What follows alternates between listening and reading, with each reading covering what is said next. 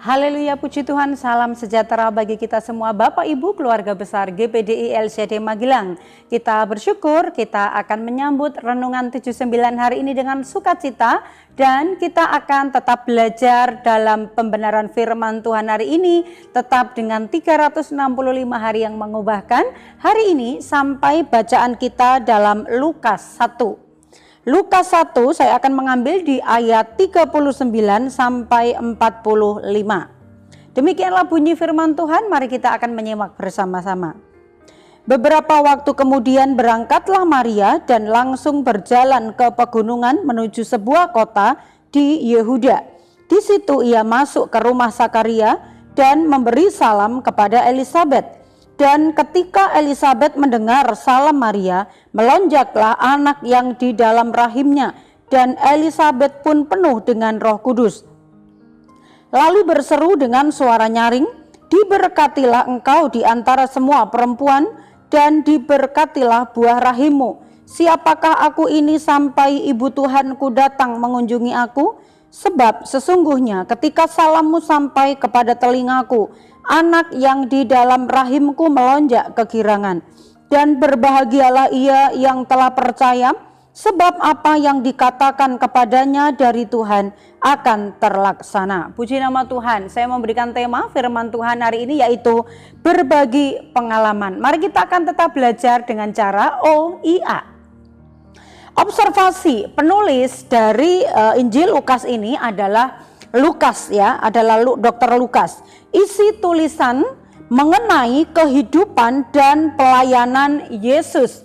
Namun di dalam pasal 1 ini ada tokoh-tokoh, yaitu ada Theophilus, Sakaria, malaikat Gabriel, Elisabet, ada Maria. Dan dalam pembahasan pokok di perikop ini adalah tentang Maria dan Elisabet. Peristiwanya terjadi di mana? Di pegunungan Yehuda, yaitu rumah Sakaria dan Elisabet. Mari kita akan sama-sama observasi dalam peristiwa yang terjadi di pasal 1 ini. Maria senang ketika mendengarkan Elisabet, saudaranya, hamil pada masa tuanya, ya. Kemudian ia segera bergegas untuk pergi menemuinya di rumahnya, ya. Tentu saja sebagai saudara dia ingin mendengarkan sendiri kesaksian atau pengalaman dari saudara ini, bagaimana dia boleh mengalami sesuatu yang ajaib, yaitu mengandung di masa tuanya ini. Karena kalau sebelumnya dia mungkin tidak mengandung ya, bisa dikatakan mandul, bahkan seperti yang dikatakan oleh malaikat Gabriel itu, inilah bulan yang dikatakan bulan mandul itu. Tetapi peristiwa yang dialami atau keajaiban yang dialami oleh Elisabet ini tentu saja juga mendatangkan berita atau kabar sukacita bagi Maria saudaranya. Pengalaman luar biasa. Ini adalah menjadi sebuah pengalaman di mana tidak semua orang itu mengalaminya dan tidak semua orang mau berbagi tentang pengalamannya. Tetapi dalam peristiwa yang terjadi di pasal 1 ini tentang Maria dan Elisabet, ya, pengalaman luar biasa itu mereka saling bagikan, mereka saling ceritakan. Pengalaman luar biasa apa yang dialami oleh Maria? Ya, Maria sendiri memiliki pengalaman, ya. Maria dalam usia mudanya dia juga mengandung sebelum bersuami. Ini adalah pengalaman yang tidak pernah terjadi oleh wanita manapun atau oleh siapapun. Kemudian juga dia mengandung dari Roh Kudus. Pengalaman yang dialami karena dia mengandung sebelum bersuami, dia menghadapi banyak sekali tantangan tentunya. Banyak sekali menghadapi tekanan tentunya, ya, dengan orang-orang yang ada di sekitarnya. Namun yang luar biasa adalah Maria ini bersedia dipakai Allah untuk rencana penyelamatan manusia lewat hidupnya, di mana dia mengandung anak Allah, ya, mengandung Roh Kudus, supaya dia dipakai menjadi ibu sang juru selamat, yaitu Yesus Kristus. Kemudian pengalaman dari Elisabet. Elizabeth ini juga memiliki pengalaman yang luar biasa. Sekalipun pengalamannya berbeda, tetapi sama-sama dia merasakan keajaiban Tuhan, memiliki pengalaman yang luar biasa tentang keajaibannya Tuhan, yaitu dia mengandung di masa tuanya. Kalau Maria dia mengandung di masa yang masih muda ya, tetapi Elizabeth mengandung di masa tuanya, mengandung anak yang akan menjadi pembuka jalan pelayanan daripada Yesus, yaitu anak yang dikandung oleh Maria. Ini tentu saja kisah yang luar biasa, sangat menarik ya Bapak Ibu, di mana mereka sanak saudara sama-sama dipakai oleh Allah untuk karya besar, karya agungnya Tuhan, di mana Elizabeth mengandung anak yang akan nantinya akan lahir lebih dahulu dan membuka jalan.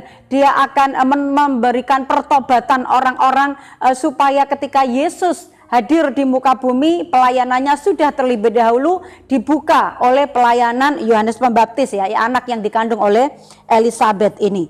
Ucapan Maria, kalau kita lihat ucapan Maria saat bertemu dengan Elizabeth di ayat yang ke-40 adalah dia mengucapkan salam, dia memberikan salam. Tidak dituliskan Bapak Ibu salamnya seperti apa, tetapi yang jelas adalah salam yang diucapkan oleh Maria ini adalah salam yang mendatangkan sukacita, salam yang membuat orang lain memuliakan Allah ya.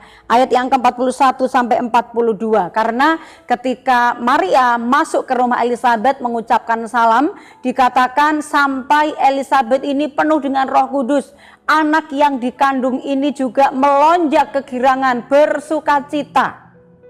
Respon Elizabeth saat bertemu dengan Maria, ia dan anak dalam kandungannya bersukacita. Ayat 43 sampai 44, dan memuliakan Allah. Ayat 45. Bapak Ibu yang dikasihi oleh Tuhan, perjumpaan dari dua pribadi yang mengalami perkara ajaib dari Tuhan, peristiwa agung dari Tuhan yang dikerjakan kepada mereka, membuat kedua wanita ini saling berbagi pengalaman. Kedua wanita ini, Maria dan Elizabeth, telah mengalami karya Tuhan yang begitu luar biasa di dalam hidup mereka. Iman dan sukacita atas janji Allah bagi mereka melahirkan sebuah pertemuan yang mendatangkan atmosfer baik ya. Perjumpaan mereka mendatangkan perjumpaan yang di dalamnya itu ada sukacita, yang di dalamnya itu ada satu atmosfer baik, yaitu saling meneguhkan, saling menguatkan, kemudian mereka memuliakan Allah. Karena apa yang mereka alami, mereka saling bagikan itu. Aplikasi dalam kehidupan kita Bapak Ibu, saat kita bertemu dengan saudara seiman, bicarakanlah pengalaman-pengalaman yang indah tentang Tuhan. Bicarakanlah tentang apa yang Tuhan buat atas diri kita. Pengalaman-pengalaman dengan Tuhan itu pasti akan menghasilkan satu atmosfer yang mendatangkan peneguhan, kekuatan, saling membangun. Karena apa? Hal baik yang dikerjakan oleh Tuhan ini adalah pengalaman yang kita patut bagikan dengan orang lain, supaya orang lain pun mendapatkan kekuatan baru melalui kesaksian kita, melalui pengalaman-pengalaman kita. Bukan memperkatakan kabar buruk, gosip, memperkatakan kejelekan-kejelekan orang lain, kelemahan orang lain ya. Ini yang biasa di kebanyakan yang dilakukan ketika bertemu dengan orang lain ya, bertemu dengan teman, bertemu dengan saudara gitu ya. Maka yang obrolannya itu mungkin membicarakan hal-hal yang tidak bermutu, membicarakan hal-hal yang tidak berkualitas, membicarakan tentang kesalahan orang lain, membicarakan tentang kelemahan orang lain. Tapi kita belajar apa yang diobrolkan atau apa yang dibicarakan ketika Maria dan Elizabeth ini bertemu. Mereka berbagi pengalaman, berbagi kesaksian bahwa Tuhan Yesus itu mengerjakan sesuatu yang luar biasa dalam kehidupan mereka. Perjumpaan mereka yang dibicarakan adalah sesuatu yang membangun, sesuatu yang menguatkan satu sama lain. Sehingga perjumpaan mereka bukan perjumpaan yang menghadirkan atmosfer buruk, tetapi perjumpaan mereka, ada perbincangan-perbincangan mereka saat bertemu adalah berbagi pengalaman yang baik tentang karya Tuhan dalam hidup mereka. 1 Tawarik 16 ayat 24, firman Tuhan berkata demikian, ceritakanlah kemuliaannya di antara bangsa-bangsa dan perbuatan-perbuatannya yang ajaib di antara segala suku bangsa. Mazmur 9 ayat 15, supaya aku menceritakan segala perbuatanmu yang terpuji dan bersorak-sorak di pintu gerbang Putri Sion karena keselamatan yang daripadamu. Luar biasa Bapak Ibu, apa yang sudah kita alami, banyak hal yang karya Tuhan sudah kerjakan dalam hidup kita. Ceritakan itu kepada orang lain, ceritakan itu saat kita mungkin bertemu dengan orang lain, supaya mereka juga boleh dikuatkan imannya, supaya mereka boleh diteguhkan pengiringannya kepada Tuhan, dan sehingga apa yang kita bagikan itu adalah merupakan hal-hal baik, hal-hal yang ajaib yang dikerjakan Tuhan, sehingga mereka pun boleh terbangun imannya dan dikuatkan. Haleluya, puji nama Tuhan. Kita boleh diberkati lewat perenungan firman Tuhan pada hari ini, dan biarlah iman kekristenan kita boleh senantiasa saling membagikan kebaikan-kebaikan Tuhan, bukan menceritakan tentang hal-hal buruk orang lain atau membicarakan hal-hal yang tidak baik. Itu justru akan melemahkan, tapi karya Tuhan itu yang perlu kita ceritakan dan mendatangkan kekuatan. Puji nama Tuhan, Tuhan memberkati kita semua, dan saya yakin dan percaya Bapak Ibu juga diberkati lewat pemberitaan firman Tuhan hari ini. Dan apabila Bapak Ibu diberkati lewat renungan 79 ini, ingin menyampaikan kesaksian atau pokok-pokok doa tertentu, Bapak Ibu dapat menyalurkannya melalui chat WhatsApp 0813 274 288. Mari kita saling menguatkan dan kita terima firman Tuhan ini dengan ucapan syukur. Kita tundukkan kepala berdoa. Terima kasih Tuhan buat karyamu yang agung. Terima kasih buat perbuatan-perbuatanmu yang ajaib. Engkau yang melakukan kebaikan-kebaikan dalam hidup kami. Biarlah kami ceritakan kepada setiap telinga yang mendengar. Mereka boleh dikuatkan dan bertumbuh di dalam Engkau. Berkati umat-umatmu, keluarga besar GPDI LCD Magelang, agar kami senantiasa melihat hal-hal yang baik yang Tuhan buat di dalam kehidupan kami, yang patut kami bagikan kepada sesama kami. Terpujilah namamu Bapa di surga.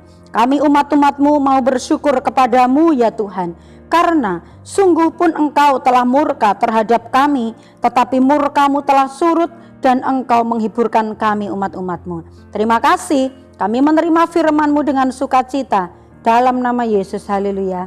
Amin.